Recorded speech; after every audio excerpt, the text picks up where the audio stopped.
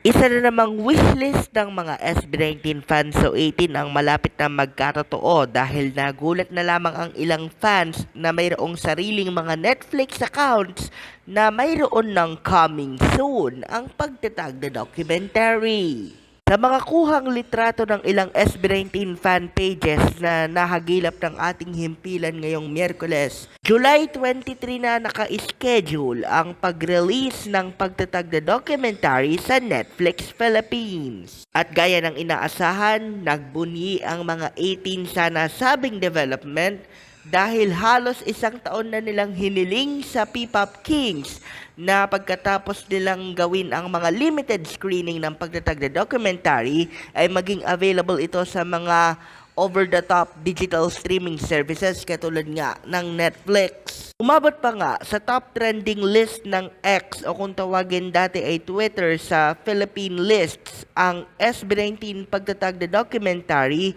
kasabay ng hashtag na SB19 pagtatag docu soon on Netflix. At sandamakmak ng mga 18 ang nagpapaalala sa kanilang mga kabaro na iset na nila sa kanilang mga Netflix account ang reminders para pagdating ng Hulyo 23 ay hindi sila magmintis. Agosto 28 hanggang Setyembre 1 ng nakaraang taon, unang ipinalabas sa higit 180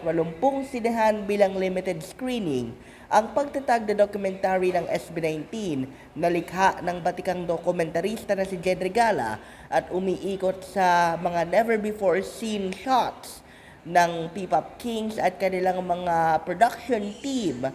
upang buuin ang pagtatag World Tour na lumibot mula Hunyo 2023 hanggang Mayo 18, 2024. Maliban pa sa mga limitadong overseas screenings ng pagtatag docu, ay nagkaroon din ito ng pagkakataon na maipalabas sa Osaka Asian Film Festival nito lamang nagdaang Marso 2025.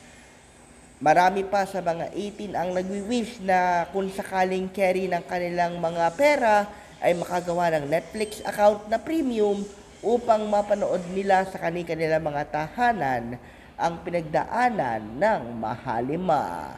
Para sa Mabuhay Radio News, sa walang takot walang pinapaboran, ito ang Senbat sa Patrol number 2, Stephen Saras Perez.